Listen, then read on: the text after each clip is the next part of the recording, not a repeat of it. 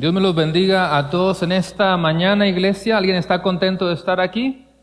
Amén. Vamos a ir abriendo nuestras Biblias. Nuevamente les doy una bienvenida a todas las personas que nos están acompañando, los que son de casa y los que son visitantes. También qué bueno que están aquí con nosotros. Como ya se mencionó al final, no se vaya sin recibir ese regalito, una bolsita que tenemos para ustedes. Y además, pase por favor para compartir aquí este tiempo de alimentos y compañerismo con cada uno de ustedes. Sean todos bienvenidos a la casa del Señor. Vaya a Génesis capítulo 6.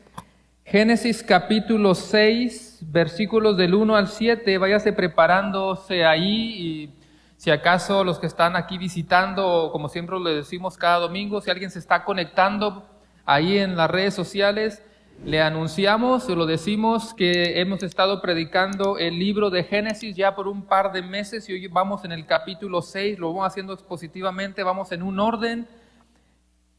El domingo pasado predicamos el capítulo 5 y hoy estamos en Génesis capítulo 6 del 1 al 7. En un momento lo vamos a leer, hermanos. Pero lo que hemos visto hasta ahora, no voy a resumir desde el primer capítulo, pero básicamente lo que hemos visto hasta ahora, hermanos, sobre todo en las últimas semanas, creo que ha quedado bastante marcado estas dos descendencias, ¿verdad que sí? Si usted ha estado aquí por las últimas semanas, yo creo que ya tiene bien marcado dos descendencias. Una es la descendencia de Caín, otra es la descendencia de Set. Y si me regreso un poquito, por lo menos al capítulo 2, dijimos que Dios le dio una orden al ser humano de que no comiera de tal árbol, se recuerda, pero el ser humano desobedeció esa voz de Dios y por lo tanto, en Génesis 3, Dios trajo juicio. Dios le dio un juicio a la serpiente, Dios le dio un juicio a Adán, Dios le dio un juicio a Eva. Así que en el capítulo 3 vemos un juicio. En el capítulo 4, justo un capítulo después, ya empezamos a ver de manera tan evidente las consecuencias del pecado, porque la paga del pecado es muerte. Y ahora en el capítulo 4 de Génesis tenemos a un tal Caín. Él y su hermano Abel vienen y traen una ofrenda a Dios. Dios se agradó de la ofrenda de Abel, pero no se agradó de la ofrenda de Caín. Y esto empieza a provocar el celo, la envidia, el coraje en Caín. Así que él invita a su hermano al campo y dice la Biblia que mató a su hermano. Eso es en el capítulo 4. Parece que todo es negativo, parece que todo es oscuro, parece que todo está perdido, pero en medio de esa muerte Dios va a levantar a Set. Eso lo vimos en el capítulo 4. Y Set va a ser un sustituto ¿de quién? Set va a ser un sustituto de Abel que ha muerto. Así que en medio de la muerte Dios sigue preservando su linaje, Dios sigue mostrando gracia, misericordia, Dios sigue mostrando amor y su bondad. Así que a pesar de la muerte tenemos ahora a Set.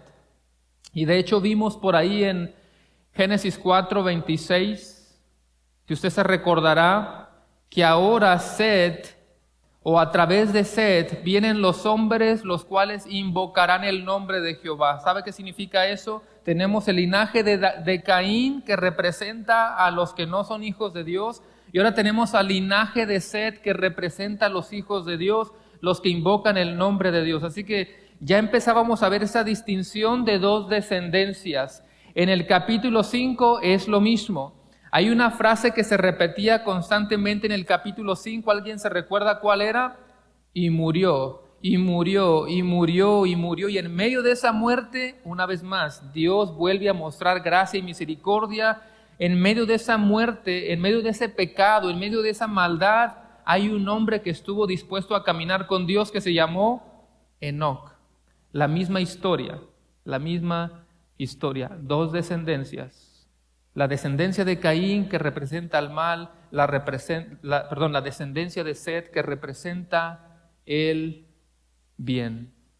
Y ahora, hermanos, llegamos al capítulo 6 y el capítulo 6 es algo peculiar, es un pasaje algo difícil de interpretar, quizá uno de los pasajes más misteriosos de toda la Biblia.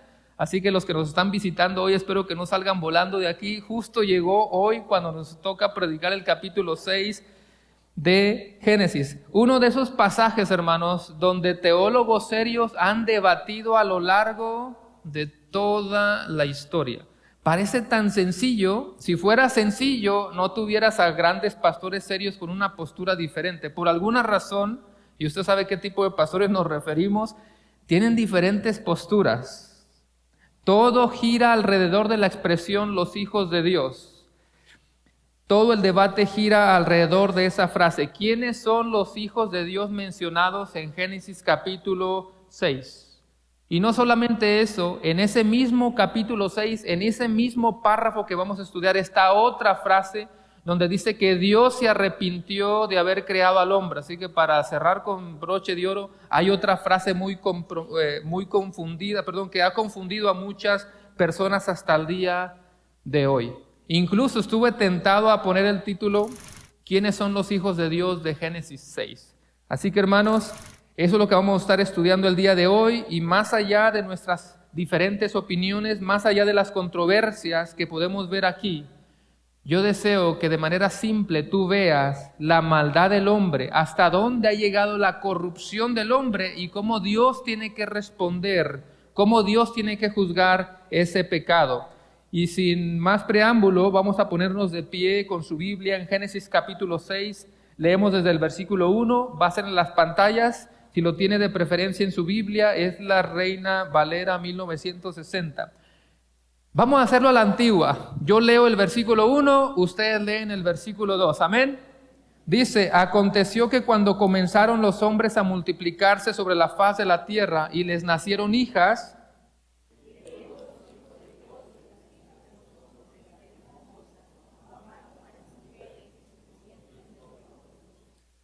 versículo 3, y dijo Jehová, no contenderá mi espíritu con el hombre para siempre, porque ciertamente él es carne, mas serán sus días 120 años.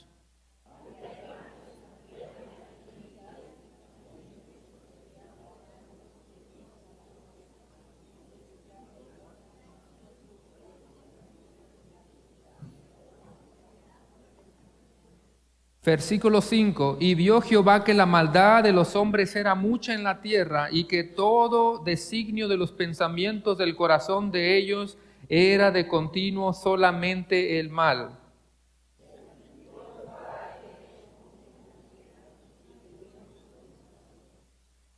Versículo 7 lo leemos todos juntos y dice, y dijo Jehová, raeré de sobre la faz de la tierra a los hombres que he creado, desde el hombre hasta la bestia y hasta el reptil y a las aves del cielo, pues me arrepiento de haberlos hecho. Oremos. Señor, gracias te damos en esta mañana. Gracias por el gozo que tú nos das de poder estar aquí en tu casa el día de hoy. Gracias porque es un privilegio para nosotros elevar nuestras voces a tu nombre. Es un privilegio para nosotros dirigir nuestras voces hacia ti.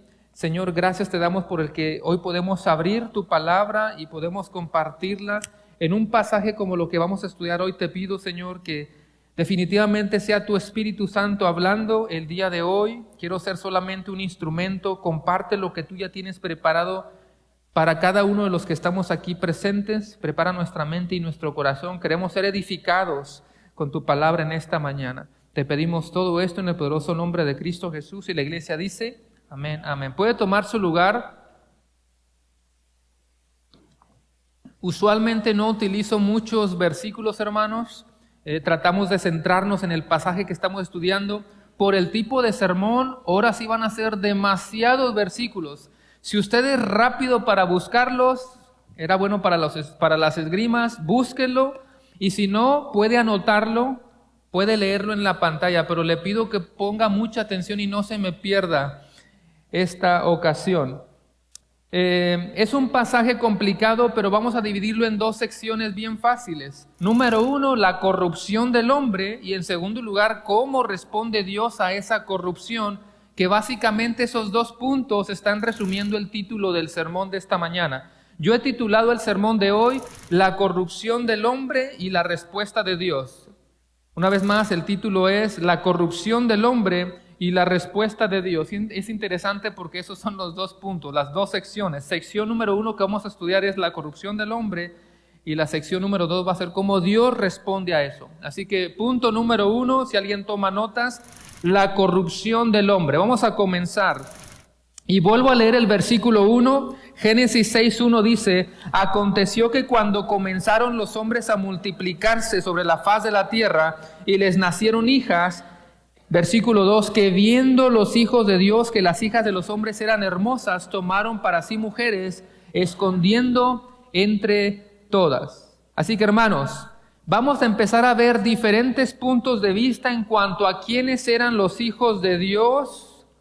Pero una vez más, si algo tenemos que estar todos en la misma página es que definitivamente la corrupción y la maldad del hombre estaba en su clímax, estaba en lo alto. El hombre es totalmente pecador y también vamos a ver cómo Dios va a reaccionar en eso. Espero que esté quedando claro, hermanos, en lo que hemos visto hasta ahorita de Génesis, nosotros somos pecadores, somos totalmente pecadores. Y decimos esto porque hay muchas iglesias donde levantan al hombre a un punto donde no es bíblico y todo es el hombre, todo está centrado en el hombre, lo que se le llama humanismo. Pareciera que no están muy conscientes de cuál es la condición del hombre, pareciera que no están muy conscientes de la terrible y miserable condición en la cual están todos los hombres sin Cristo. Así que en el pasaje que yo acabo de leer, hermanos, tenemos por un lado las hijas que se describen como las hijas de los hombres y por otro lado tenemos los hijos de Dios. Suena bastante simple, por un lado las hijas de los hombres y por otro lado dijimos los hijos de Dios. Simple, pero precisamente ahí está el debate. ¿Quiénes son los hijos de Dios de Génesis 6? Que cuando se mezclaron o tuvieron intimidad con las hijas de los hombres, les nacieron gigantes, aunque vamos a ver que el texto dice que ya había gigantes antes, pero se cree que también les nacieron gigantes. No es tan simple y si alguien nunca había escuchado este pasaje me dijera, pastor, pero eso es muy simple, ¿cómo que quiénes son los hijos de Dios? Pues nosotros. No es en ese contexto que lo estamos estudiando, ¿verdad? Todos sabemos que en Cristo somos hijos de Dios. ¿Quién dice amén a eso?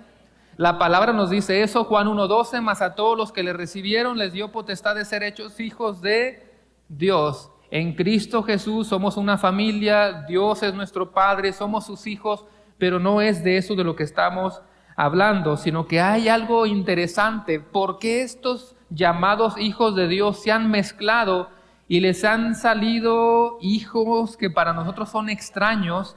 Que incluso hay muchos pastores serios que piensan que estos hijos eran algo así como híbridos. Y híbridos viene de la palabra griega híbrida, que significa mezcla o mestizo. Y le quería decir una breve definición. Es el resultado de combinar dos elementos distintos que dan como resultado algo nuevo o un ser nuevo. Es el origen de algo nuevo. No sé quién ha visto alguna película rara donde quizá mezclan dos dinosaurios, algo quizá ilegal y salió un ser híbrido. Algo parecido a eso es lo que vamos a estar mirando. Toda la pregunta, hay un dicho que dice la pregunta del millón. ¿Ha escuchado ese dicho? ¿Quiénes son los hijos de Dios aquí? Y vamos a ver tres posturas que son las más comunes. Y antes de yo darte estas tres posturas, yo quería preguntar esto. ¿Será que la pregunta de quiénes son los hijos de Dios en Génesis 6 pone en juego nuestra salvación? No, ¿verdad? No es que tú te vas a salvar por saber quiénes eran los hijos de Génesis 6. Yo llego delante de la presencia de Dios, aquí está Jonathan, vamos a hacerle el examen, aquí está la puerta a la eternidad con Cristo, pero no puedes entrar sin esta pregunta. ¿Quiénes eran los hijos de Génesis 6? Y ahí empiezo yo. Opción 1 me dicen ángeles caídos. Opción 2, reyes. Opción 3, esta y esta. Yo estoy ahí como la ranita René temblando y digo una respuesta y se escucha el sonido, lo sentimos, respuesta incorrecta, pase por aquí por las cabras, allá de aquel lado, no pasó el examen, no. Pero sí es importante profundizar hasta donde la Biblia nos permita profundizar, reconociendo que las profundidades le pertenecen a Dios. Y después de decir todo esto, las tres opciones son las siguientes. Número 1, reyes o tiranos poderosos. Número 2, ángeles caídos. O número 3, yo cometí un error ahí, pero debería de decir la descendencia de Set. Así que disculpe el error ahí, si alguien toma notas, es la descendencia de Set. Esas son las tres posturas que hasta el día de hoy son muy comunes para responder quiénes son los hijos de Dios de Génesis. Una vez más, los reyes o tiranos, los ángeles caídos o la descendencia de Set. Así que estudiemos brevemente estas tres posturas. Número 1, los reyes o tiranos poderosos. Esta postura, hermanos, quizá es una de las menos conocidas, quizá es una de las menos populares, pero sigue teniendo sentido que cuando la Biblia dice o habla de estos hijos de Dios se refiere a tiranos poderosos. Porque todos sabemos acerca de imperios poderosos, ¿verdad que sí? De gente que tenía mucho poder. Tenemos, por ejemplo, los imperios de Egipto, de Mesopotamia. Esos tipos de imperios tenían, quizá nosotros estamos acostumbrados a la palabra presidente, ¿verdad? Como líder de una nación. En aquellos tiempos eran reyes o eran tiranos, eran gobernadores, emperadores. Y a ellos se les atribuía mucha fuerza, mucho poder, tenían el mando. Ellos realmente podían darse el lujo de tener todo lo que ellos querían, tenían bienes, poder, fuerza. Y como tenían todo esto, pues se daban el lujo de tener todas las mujeres que ellos quisieran. Y podían escoger mujeres de las que ellos quisieran. Por eso Génesis 4, si usted se adelanta a Génesis 4, dice: había gigantes en la tierra en aquellos días y también después que se llegaron los hijos de Dios a las hijas de los hombres, les engendraron hijos. Y luego dice: estos fueron los valientes que desde la antigüedad fueron varones de renombre. O sea que si tú piensas en un líder como emperador, un rey de Mesopotamia, tenía un hijo y ese hijo pues nació básicamente, como dice el dicho hoy, como niño de papi, lo tiene absolutamente todo, ya tiene el reino asegurado. Así que suena bastante bien esta postura. Y antes de avanzar, hermanos, todas las posturas son buenas, repito. Si hay pastores y teólogos muy serios y debaten o tienen diferencias, por algo es. Así que no lo tomemos a la ligera y no pongamos o no digamos rápida, esa es la correcta, este pastor está mal. Repito, por alguna razón a lo largo de toda la historia se ha debatido sobre esto. Esa era la más corta, la menos conocida, pero ahora viene una de las más aceptadas. La número 2 es que se refiere a ángeles caídos. Y solamente para que esté fresco en nuestra mente, leamos nuevamente Génesis 6, 1 y 2, para que no se nos escape de la mente lo que estamos estudiando. Una vez más, Génesis 6, 1 y 2, ténganlo en su Biblia y dice: aconteció que cuando comenzaron los hombres a multiplicarse sobre la faz de la tierra y les nacieron hijas, versículo 2 es clave y dice que viendo los hijos de Dios que las hijas de los hombres eran hermosas, tomaron para sí mujeres, escogiendo entre todas, y de ahí les nacieron estos hijos gigantes. Esta ha sido la postura más antigua, ha sido una de las posturas más aceptadas por grandes teólogos. Y tú te vas a preguntar, ¿y cómo llegaron a esa conclusión? ¿Por qué los pastores más serios piensan que se refiere a ángeles caídos? Bueno, una de las principales razones es porque esa expresión de los hijos de Dios, la mayoría de las veces en el Antiguo Testamento está haciendo referencia a seres espirituales. Yo sé que en el Nuevo Testamento nosotros somos llamados hijos de Dios, incluso sabemos que el pueblo de Israel a veces es llamado hijo de Dios, pero hermanos, en todo el Antiguo Testamento usualmente para referirse a ángeles o seres espirituales les llamaban hijos de Dios y por eso han adoptado esta postura. Aquí es donde van a venir un montón de versículos y quiero que o ponga atención o los anote ahí en algún lugar, pero sígame por favor. Mire lo que dice Job 1 y 6. Job 1:6 dice: un día vinieron a presentarse delante de Jehová los hijos de Dios, entre los cuales vino también Satanás. Muchos de ustedes han estudiado este pasaje, ¿sí? Job 1, donde se habla de Job, el cual era un hombre recto y justo delante de Dios, estaba muy tranquilo ahí, de repente vino Satanás con estos seres a presentarse delante de Dios, pero estos seres son llamados ¿cómo? Hijos de Dios.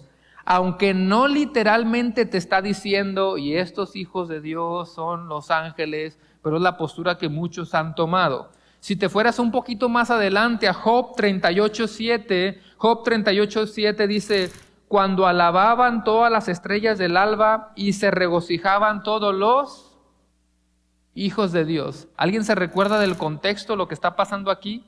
Job el cual era recto y justo delante de Dios, como nadie es perfecto, en algún momento de su vida se estaba quejando contra Dios.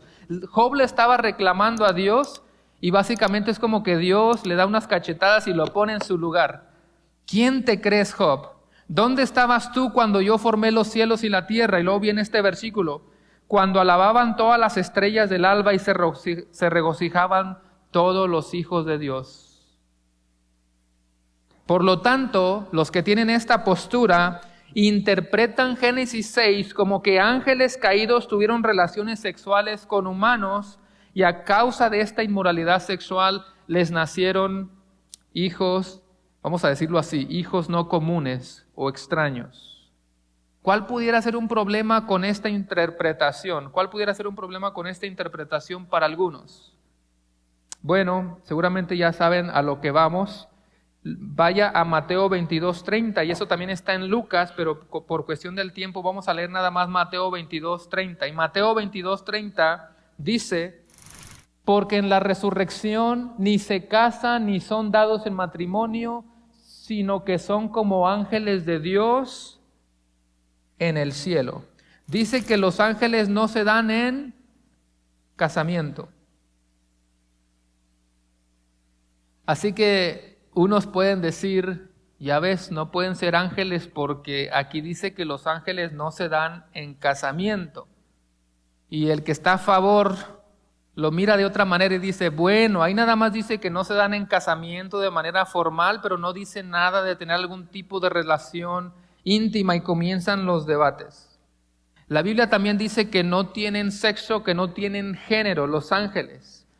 Tampoco no vas a encontrar en ninguna parte de la Escritura alguna mención donde los ángeles o seres celestiales tengan algún tipo de atracción por las mujeres, ¿verdad que no? Algún ángel por ahí, esta está muy fea, no, esta no. No hay ninguna parte en la Biblia donde veas esa atracción de los ángeles hacia los seres humanos.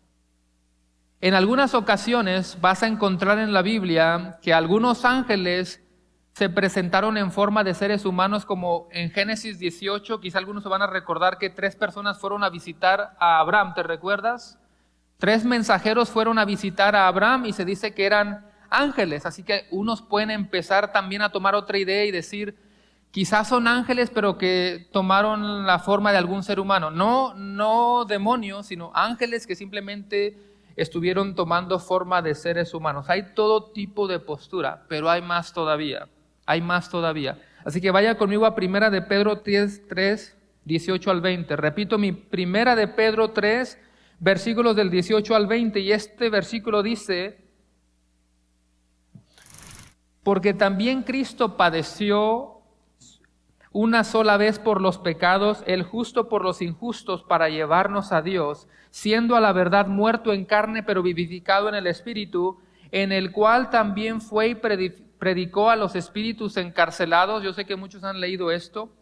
Los que en otro tiempo desobedecieron, cuando una vez esperaba la paciencia de Dios en los días de ¿quién?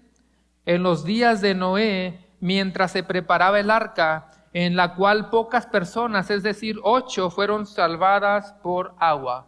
Esto puede ser suficiente evidencia para algunos para decir, ya ves, se refiere a ángeles.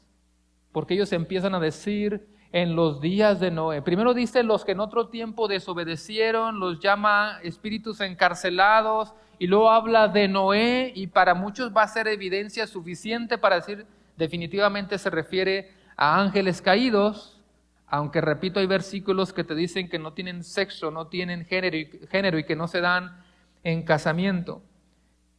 ¿Quiénes son los espíritus encarcelados? En alguna ocasión se menciona que un ángel bueno es un espíritu encarcelado, ¿verdad que no? Siempre se ha referido a ángeles malos. Y para hacer el tema todavía más difícil, ¿por qué tendría que mantenerlos encarcelados? Es un tema controversial. Yo he escuchado a muchos por ahí a ver qué ponen sus posts en el Facebook y hablamos de Cristo que fue y literalmente predicó a los ángeles, perdón, a los espíritus encarcelados. Ese es otro tema también, ahí si es figurativo o es algo literal o físico. Pero ¿por qué tendría que mantener Dios a ciertos ángeles caídos encarcelados? porque no todos están encarcelados. Si ángeles caídos son demonios, algunos están funcionando hoy en día, ¿por qué algunos estarían encarcelados? Les repito a los que nos están visitando por primera vez, no siempre ha sido así el tema tan como esto, así que tengan paciencia y regresen el próximo domingo. Vaya a Judas 6, Judas 1:6. Judas nada más tiene un solo capítulo, así que se puede decir Judas 1:6 o Judas 6. Dice, y a los ángeles que no guardaron su dignidad, sino que abandonaron su propia morada, los ha guardado bajo oscuridad en prisiones eternas para el juicio del gran día. Y algunos dicen, ya ves, por eso están encarcelados, porque no guardaron su dignidad y porque abandonaron su propia morada. ¿Están despiertos, hermanos? ¿Va a regresar el próximo domingo? Sí. Ve que al principio dijeron amén y ya después como que no mucho. Los que están en contra de esta postura, los que están en contra de que sean ángeles caídos, dice, si eso fuera verdad, de que los ángeles caídos tuvieron relaciones con seres humanos, entonces ¿por qué no ha vuelto a suceder? Porque se mencionó una vez. Y el otro responde, pues precisamente por eso, porque están encarcelados, no pueden volver a hacerlo. El último pasaje sobre esta sección, 2 de Pedro 2:4, y en la pantalla, si pueden poner el versículo, dejen eso en la pantalla porque quiero mostrarles algo, hermanos. Quiero que veamos este pasaje mismo de dos maneras. Les quiero enseñar a leer la Biblia en su contexto. Primero leamos 2 de Pedro 2:4 y 5, y por favor que se quede ese versículo ahí. Dice, porque si Dios no perdonó a los ángeles, ahora sí dice ángeles, que pecaron, sino que arrojándolos al infierno los entregó a prisiones de oscuridad para ser reservados al juicio, y si no perdonó al mundo antiguo, sino que guardó una vez más, el que tiene esa postura está conectando todo, pregonero de justicia, con otras 7 personas, trayendo el diluvio sobre el mundo de los impíos. Mira cómo una persona que tiene la postura de los ángeles caídos ya empieza a conectar todos los versículos que yo te he dado, que son Job 1:6, Job 38:7, Mateo 22:30, Primera de Pedro 3:18, Judas 6 y ahora Segunda de Pedro. Aunque ningún versículo lo diga de manera literal, ellos están haciendo todas las conexiones posibles para llegar a la conclusión de que son ángeles caídos, sobre todo porque ahora se menciona a los ángeles, se menciona al mundo antiguo. ¿De cuál mundo antiguo habla? Pues en los tiempos de Noé, porque el texto lo está diciendo. Míreme aquí en el púlpito. Ahora quiero que tú hagas esto, como que hacemos hacia atrás, y ahora miramos el campo más completo de ese pasaje. Ahora ponga el siguiente slide, y ahora es el mismo pasaje, pero desde el versículo 4 al 9. Y disculpe que la letra está más pequeñita, pero quería que miraras todo el contenido. Y dice, porque si Dios no perdonó a los ángeles que pecaron, sino que arrojándolos al infierno los entregó a prisiones de oscuridad para ser reservados al juicio, y si no perdonó al mundo antiguo, sino que guardó a Noé, pregonero de justicia, con otras 7 personas, trayendo el diluvio sobre el mundo de los impíos, y si no condenó por destrucción a las ciudades de Sodoma y Gomorra, reduciéndolas a ceniza y poniéndolas de ejemplo a los que habían de vivir impíamente, y libró al justo Lot, abrumado por la nefanda conducta de los malvados, porque este justo que moraba entre ellos afligía cada día su alma justa, viendo y oyendo los hechos inicuos de ellos. Sabe el Señor librar de tentación a los piadosos y reservar a los injustos para ser castigados en el día del juicio. No sé si alguien lo notó, pero ahora tú lo puedes ver con otra perspectiva. Primero se menciona a los ángeles, y hasta te lo puse en un paréntesis, ángeles, número 2, mundo antiguo, número 3, Sodoma y Gomorra. Por lo tanto, ya no puedes nada más agarrar la palabra ángeles y relacionarlo con Noé. Además, hay una palabrita, ¿cómo comienza en el versículo 5? No sé si tú lo alcanzas a ver, pero hay una palabrita que es la Y, está marcada en color. Nota que el versículo 5 comienza I. ¿Con qué palabra comienza el versículo 6? Y, por lo tanto, hay 3 secciones que yo veo. Los ángeles que pecaron, que fueron arrojados al infierno, al mundo antiguo, que está relacionado a Noé, y yo veo a Sodoma y Gomorra. Por lo tanto, yo veo 3 juicios. Ya no me suena tan fácil necesariamente relacionar el ángel con Noé. ¿Entendió lo que acabo de hacer, hermano? Así que una vez más, si dice los ángeles que pecaron y que fueron arrojados al infierno, muchos lo han relacionado con Noé o realmente se refiere a mucho más atrás, cuando Lucifer y los ángeles fueron enviados a la tierra. Así que quiero que tú veas esos 3 ángulos distintos, esos 3 juicios de ángeles que pecaron, el mundo antiguo, el pecado con Noé, o el tiempo de Noé, y número 3, las ciudades de Sodoma y Gomorra que fueron destruidas, cada uno recibió un juicio. Así que una vez más, muchos pueden relacionar todos esos pasajes, pero quizás son 3 juicios diferentes.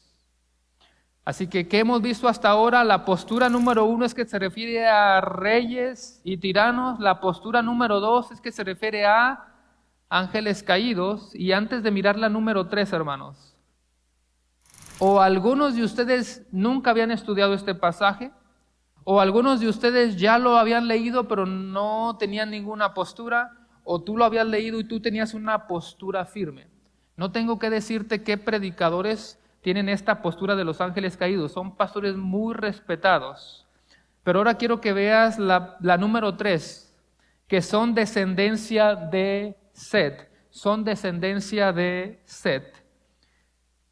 Desde hace 2 semanas, y ya lo mencioné, Génesis 4:26, y a Set también le nació un hijo y llamó su nombre Enos. Entonces, hay una distinción, un cambio. Entonces los hombres comenzaron a invocar el nombre de Jehová. Hemos dicho repetidas veces que la línea de Set, el linaje de Set, está representando a ¿quiénes? A los hijos de Dios. Y los que tienen esta postura de que se refiere a la descendencia de Set,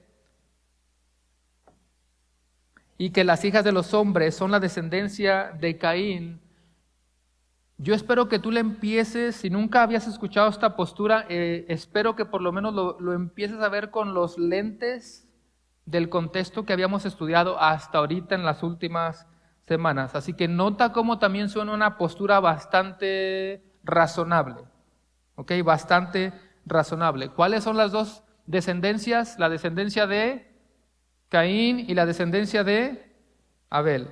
Si esta fuera la postura correcta, algunos van a argumentar y van a decir, pero si esa es la postura correcta, ¿qué tiene de malo entonces que ciertos muchachos se mezclen con las hijas de este otro grupo? ¿Qué tendría de malo? He ahí el problema. Dios siempre ha dado órdenes para no mezclarse con otros grupos. Dios siempre ha dado órdenes para que su pueblo no se mezcle con un pueblo pagano, para que su pueblo no siga a otros dioses paganos. Y mira cómo a lo largo de grandes secciones en el Antiguo Testamento tú ves a Dios marcando una distinción. Tú eres mi pueblo, no hagas las cosas que el mundo está haciendo. Romanos 12:2 dice que se me olvidó que dice Romanos 12:2, no os conforméis a este siglo. Para los que dicen, no, es que para ganarte al mundo tienes que hacerte como los del mundo, actuar y hablar como los del mundo para entonces ganártelos. Mentira. El evangelio es suficiente. El evangelio es poder de Dios para salvación. Así que no tenemos que ser como los del mundo. Constantemente la Biblia te enseña, no te alinees a los patrones del mundo. Si el mundo piensa eso, la palabra dice esto. Si el mundo actúa así, Dios te pide como cristiano que tú actúes así. Siempre se marca una distinción desde el Antiguo Testamento. Y mira lo que dice Deuteronomio 7, del 3 al 4. Entre muchos otros pasajes, Deuteronomio capítulo 7, dice el versículo 3, y no contraerás matrimonio con ellos, no darás tus hijos a sus hijos, ni tomarás sus hijas para tus hijos, porque ellos apartarán a tus hijos de seguirme para servir a otros dioses. Entonces la ira del Señor se encenderá contra ti y Él pronto te destruirá. Definitivamente, hermanos, Deuteronomio nos está diciendo que no puede haber una relación sana, que no puede haber una relación saludable entre la luz y las tinieblas, entre los hijos de Dios y los que no son hijos de Dios, entre los creyentes y entre los incrédulos. No puede haber algo sano. Dios siempre ha rechazado el yugo desigual. Es exactamente lo mismo que pasó con Salomón. ¿Qué no decíamos que Salomón es el hombre más sabio en toda la historia de la humanidad? Bueno, ese mismo hombre que es el más sabio terminó cayendo por cuanto todos pecaron, todos somos pecadores. Y también andaba muy valiente, ¿verdad? De que pudiera tener más mujeres, pero terminó perdiéndose.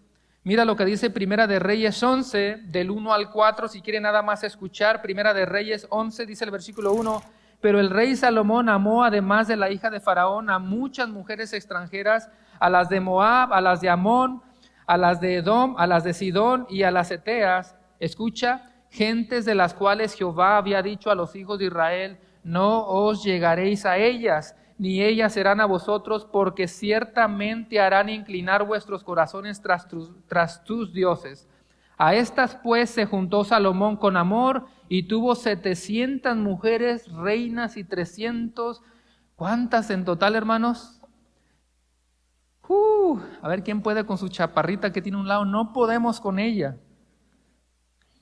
¿Y sus mujeres qué hicieron? Desviaron su corazón del hombre más sabio de la tierra. ¿Qué nos espera a nosotros? Y cuando Salomón ya era viejo, sus mujeres inclinaron su corazón tras dioses ajenos, y su corazón no era perfecto con Jehová, su Dios, como el corazón de su padre David. Para los jovencitos y para las jovencitas que dicen, no importa, yo lo convierto, no importa, yo la convierto. Mi papá siempre ponía este ejemplo y él se ponía allá abajo. Y decía, el novio está allá abajo, la novia está acá arriba. A ver, empiecen a jalarse a ver quién va a ganar. El hombre, que por naturaleza ruda es una fuerza física mayor, está allá abajo. Y la mujer aquí arriba, ¿quién crees que va a ganar? En un segundo la va a jalar para abajo. Así que esa excusa de que yo lo convierto no es válida. Eso de que yo lo invito a la iglesia no es válida. No podemos cambiar lo que la Biblia dice. 2 Corintios 6:14, no os unáis en yugo desigual con los incrédulos, porque qué compañerismo tiene la justicia con la injusticia y qué comunión la luz con las tinieblas.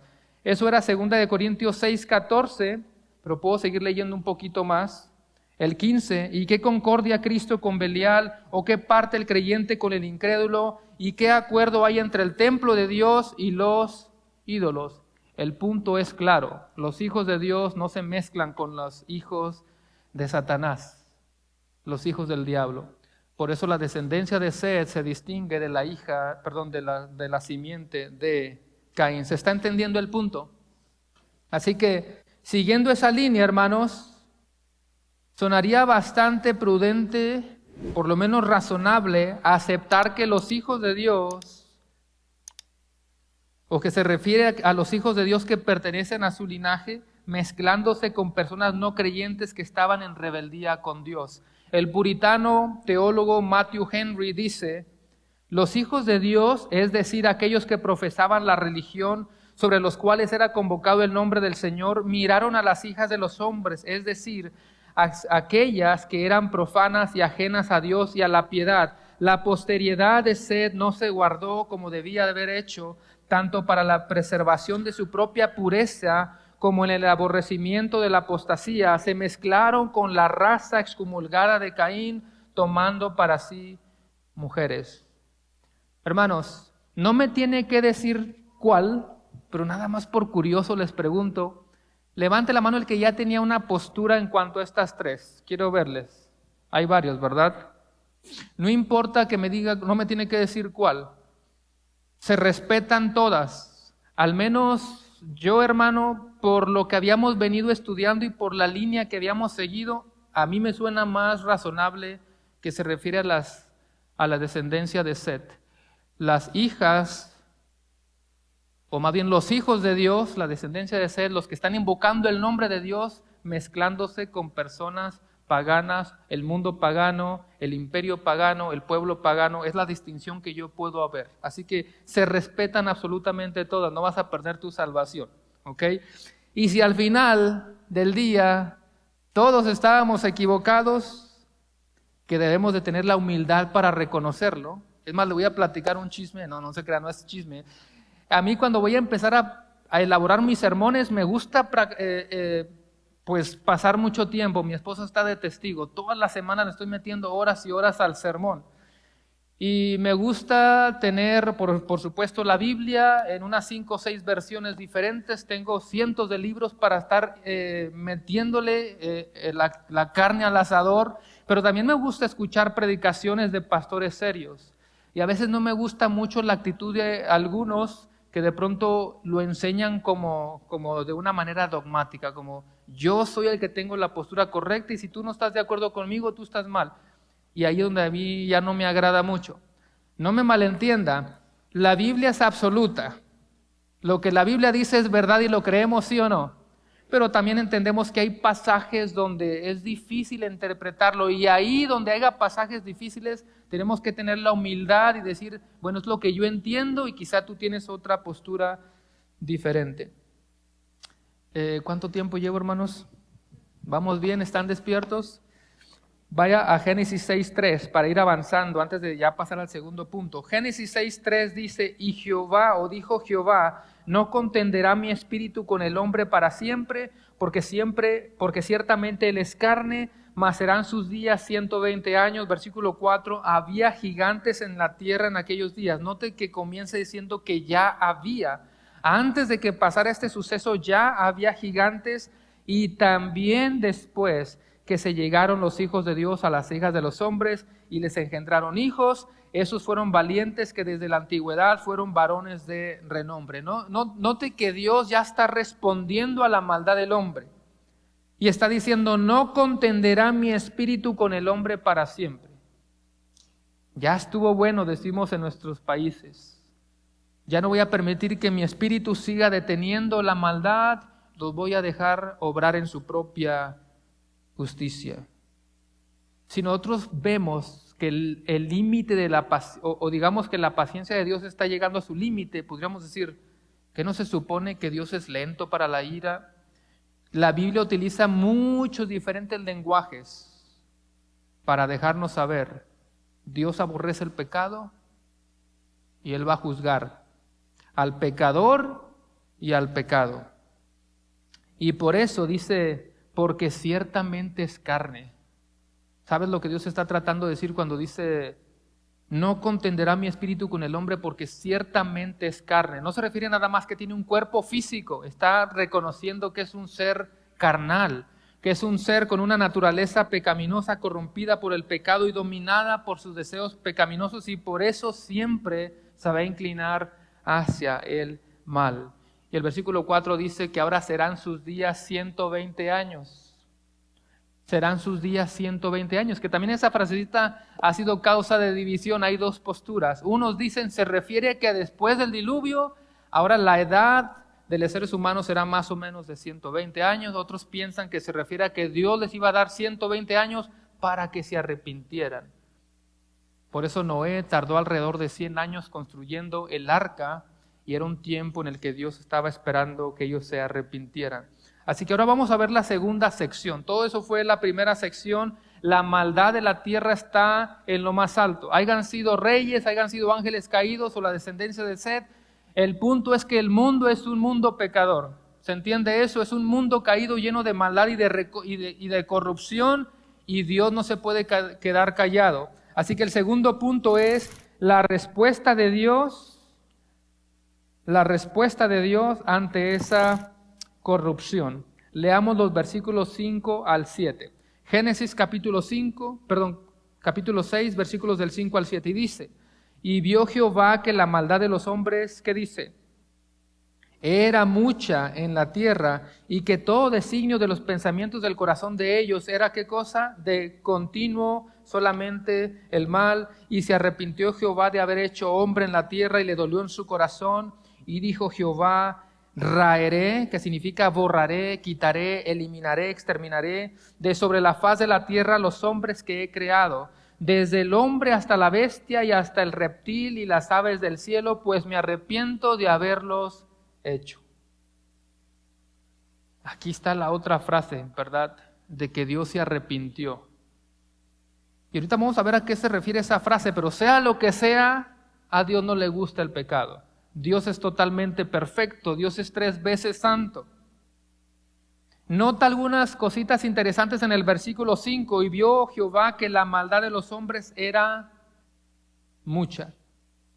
El no creyente pudiera estar pensando, yo creo que yo no estoy tan mal, yo creo que yo no entro en esa categoría, yo no he matado a nadie como Caín, yo nunca he practicado la poligamia, si no puedo con mi mujer, que voy a poder con varias mujeres, yo no he practicado la poligamia como Lamec, yo creo que yo no entro en esa categoría. Pero el hombre caído, hermanos, de una u otra manera, u otra forma, está viviendo constantemente contra la voluntad de Dios.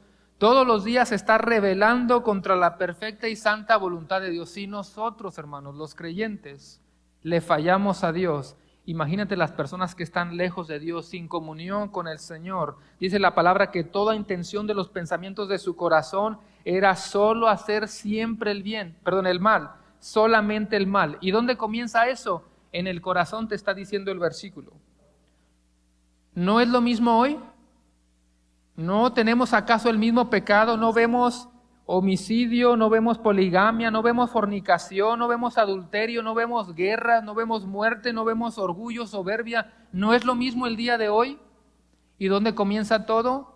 En el corazón. Mateo 15:19, porque del corazón provienen los malos pensamientos, homicidios, adulterios, fornicaciones, robos, falsos testimonios y calumnias. Quiero que veas otra palabrita en el versículo 5. ¿Cómo comienza el versículo 5? Dice Génesis 6:5, y vio Jehová. Ya con eso tenemos que hacer una pausa. ¿Y qué dice? Vio. Él todo lo ve, hermanos. Nada podemos ocultar de su presencia porque Él está en todo lugar. Hebreos 4:13, y no hay cosa creada que no sea manifiesta en su presencia. Antes bien, todas las cosas están desnudas y abiertas a los ojos de aquel a quien tenemos que dar cuenta. No solamente está mirando cómo nos comportamos aquí dentro del servicio, Él está mirando lo que pasa en nuestro trabajo, Él está mirando lo que pasa donde estamos estudiando, Él está mirando lo que pasa en nuestros hogares, donde los demás no pueden ver, Dios lo puede ver todo. Donde los demás ya no entran, la puerta se cierra, Dios lo puede ver absolutamente todo. Decía un pastor, no recuerdo quién estaba escuchando, que estaba hablando con sus hijos y estaba levantando la voz y se le olvidó que la ventana estaba abierta. Y los vecinos estaban escuchando todo lo que estaba diciendo y él dijo, ¡qué vergüenza! Hemos dicho que cuando vamos manejando y se te cruza un buen cristiano por ahí, de repente se te metió. No sé si le dices Dios te bendiga o hasta lo quieres alcanzar y te le pones a un lado. Es el hermano de la iglesia, qué vergüenza. Preocúpate por saber que Dios lo mira absolutamente todo. Ahí sí di, qué vergüenza. El que todo lo ve, el que no se le escapa absolutamente nada porque eres omnisciente, eres omnipresente. Dices amén a eso. Él está en todo lugar y lo mira absolutamente todo. Proverbios 15:3 dice, los ojos de Jehová están en todo lugar mirando, ¿qué será? ¿Nada más a los malos o nada más a los buenos? Los ojos de Dios están en todo lugar mirando a los malos y a los buenos. Y como Dios todo lo ve, como Dios miró la maldad de ese pueblo, Dios miró la maldad de esas personas, dice entonces que Dios se arrepintió. Dios se arrepintió. Es lo que dice el versículo 7. Raeré, borraré, exterminaré. Qué palabras tan feas. De sobre la faz de la tierra los hombres que he creado, desde el hombre hasta la bestia y hasta el reptil y las aves del cielo, pues me arrepiento de haberlos creado. El texto dice que Dios se arrepintió. Así que por los próximos minutos vamos a estudiar eso. ¿Cómo está eso de que Dios se arrepintió? Yo pensé que Dios no se podía arrepentir. Eso también ha llevado a un debate, eso también ha confundido a muchas personas. Ahora, vamos a ver si Dios se arrepiente de la manera que nosotros nos arrepentimos. El texto comienza diciendo, y vio Jehová. Desde el versículo 5 dice, y vio Jehová.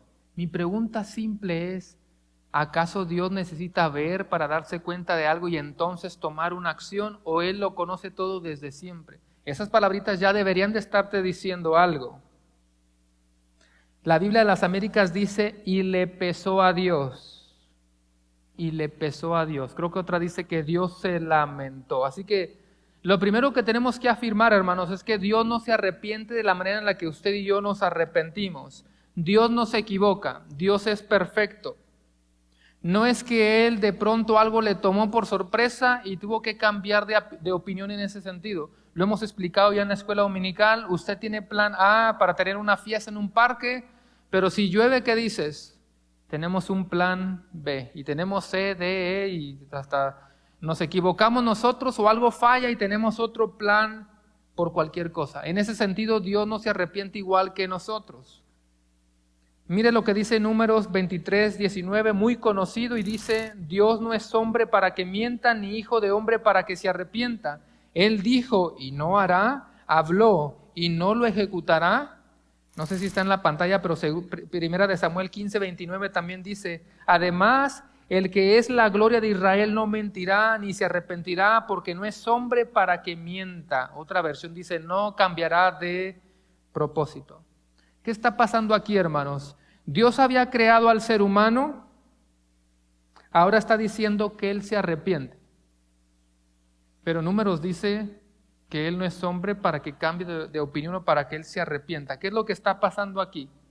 ¿Realmente significará que Dios cambia de opinión como nosotros lo hacemos?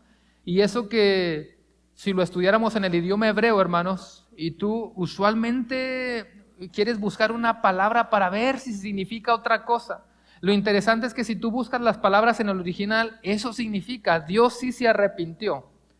No hay otra traducción, Dios sí se arrepintió. Lo que tenemos que estudiar es si Él se arrepiente en la manera en la que nosotros entendemos esa palabra. Sobre todo porque hay pasajes que pareciera que te están diciendo que Dios sí cambió de opinión como si algo le hubiera sorprendido. Mira lo que dice Jeremías 26:3. Jeremías 26:3.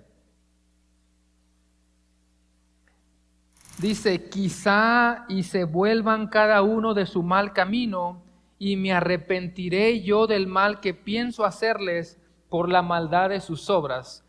¿A poco no suena como que de pronto algo le hubiera sorprendido que tiene que ir a la opción B? Suena literalmente como eso. Pero una vez más, el texto dice, ¿cuál es la primera palabra? Quizá. Si tú como ser humano utilizas la palabra quizá, tú estás en seguro. Pero si el texto dice, y ese es Dios hablando, quizá, una vez más, ya tenemos que hacer una pausa. ¿Acaso Dios no lo sabe todo? ¿Qué no se supone que Él es soberano, Él es omnisciente, Él lo conoce y lo sabe absolutamente todo? ¿Por qué Él tendría que estar utilizando la palabra quizá? Yo quiero que tú veas el tipo de lenguaje que la Biblia está utilizando. Y hay uno todavía más literal, Jonás 3:10. Jonás 3:10 dice, y vio Dios lo que hicieron, que se convirtieron de su mal camino y se arrepintió del mal que había dicho que les haría y no lo hizo. Esto es un pasaje que muchos pueden utilizar para decir, ya ves, depende entonces de la respuesta del hombre o la voluntad del hombre. Repito, es lo que parece que el texto está diciendo. Dice que las personas se arrepintieron de sus malos caminos y entonces se arrepintió Dios del mal que había dicho que les haría. Hago la misma pregunta. Dios sabía que estas personas iban a actuar en maldad, que iban a hacer maldad, por supuesto que Dios lo sabía. ¿Sabía Dios que ellos iban a arrepentir? Por supuesto que Dios sabía que se iban a arrepentir. Hasta el pobre Jonás lo sabía, por eso no quería ir a predicarles. Por supuesto que Dios lo sabía absolutamente todo. Por lo tanto, aunque el texto comience diciendo, y vio Dios, Él no necesita verlo, Él lo sabe absolutamente todo. Por lo tanto, si regresamos a Génesis 6:10, y el texto está diciendo que Dios se arrepintió de haber hecho al hombre, la pregunta sería igual, ¿Dios no sabía que el hombre iba a pecar? ¿O será que Dios creó al hombre y después al ver la maldad, Dios pensaría, la regué, de haber sabido que me iban a hacer esto, ¿para qué formo a estos seres? Eso es totalmente absurdo. Dios es soberano, Dios es omnisciente y Él es inmutable. Él no cambia en su carácter, en su soberanía, en sus atributos. Significa Jonás 3 que Dios iba a hacer una cosa, pero como el ser humano respondió con arrepentimiento, entonces él pensó que la segunda opción era mejor. Hermanos, nunca nos olvidemos de algunos puntos importantes a la hora de interpretar la Biblia. ¿En qué idiomas fue escrita la Biblia? En hebreo, en arameo, en griego. Tenemos 66 libros en este canon. También tenemos un lenguaje literario distinto a lo largo de toda la Biblia. No puedes leer con la misma intención toda la Biblia. Hay diferentes lenguajes y prácticos para que nosotros los seres humanos lo podamos entender.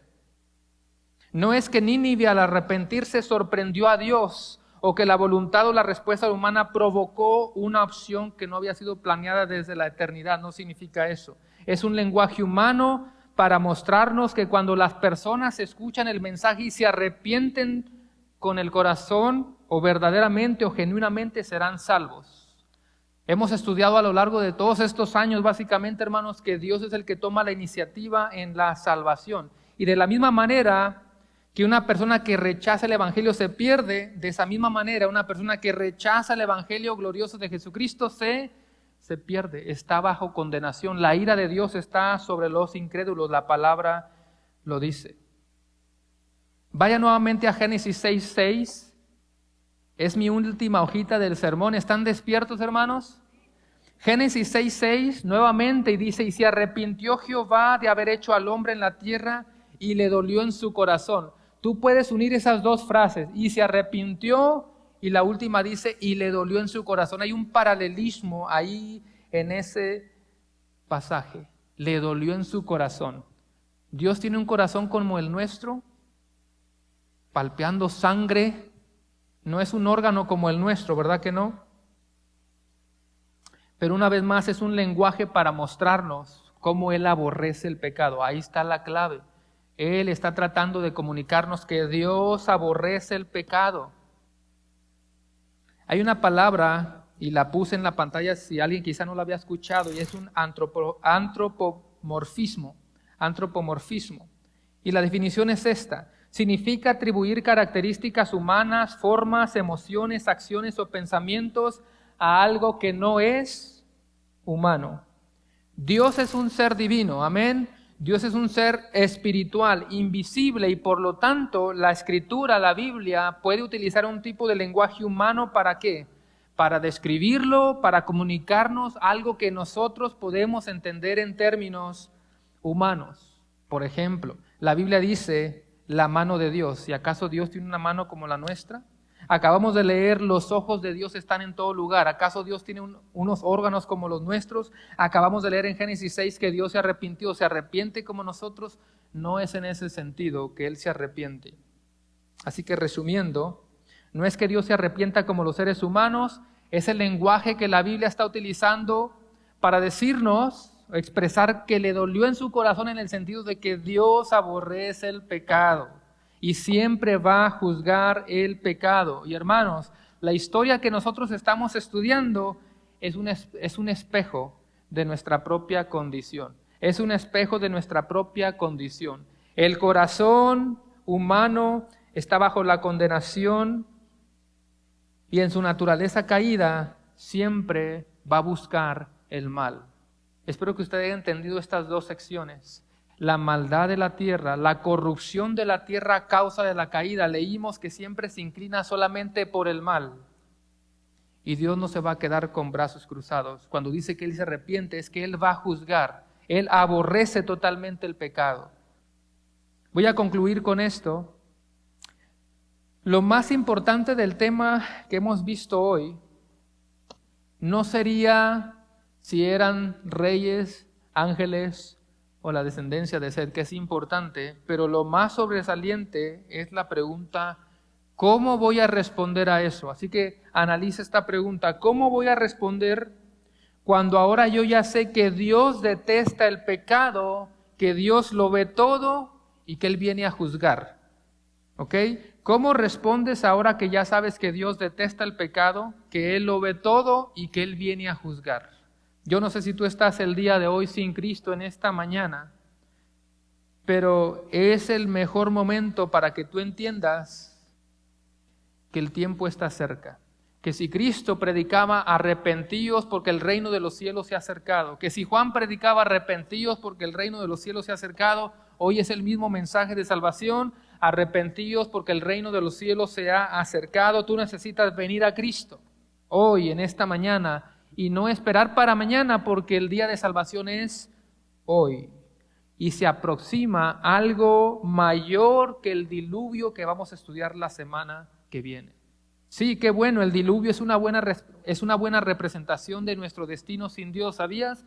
El diluvio es una buena representación de nuestro destino sin Dios, pero aún así no se compara con la eternidad que te espera si tú te quedas fuera de la barca, por decirlo de manera figurada.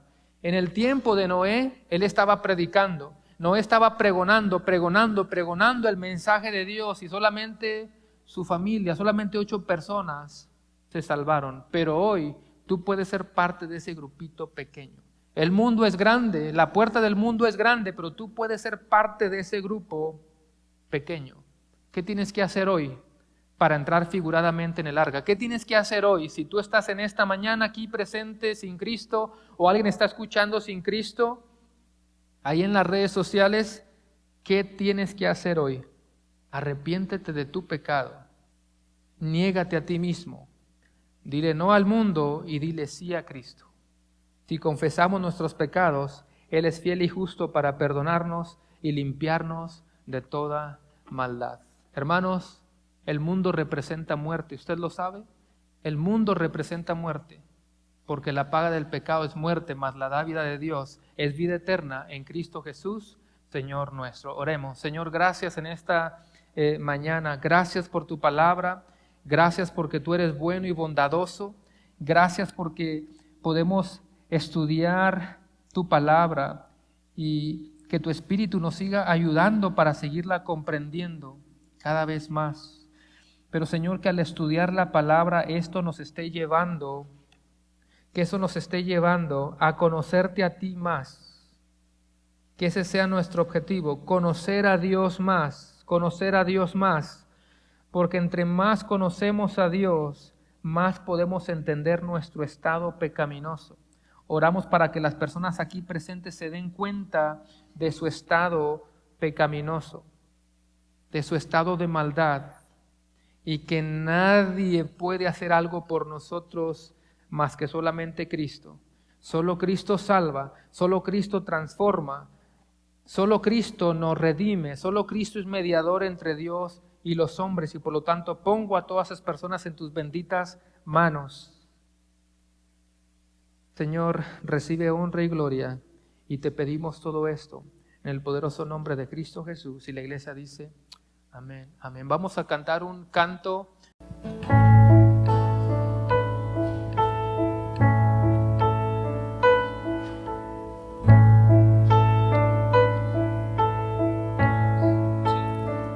Cuán grande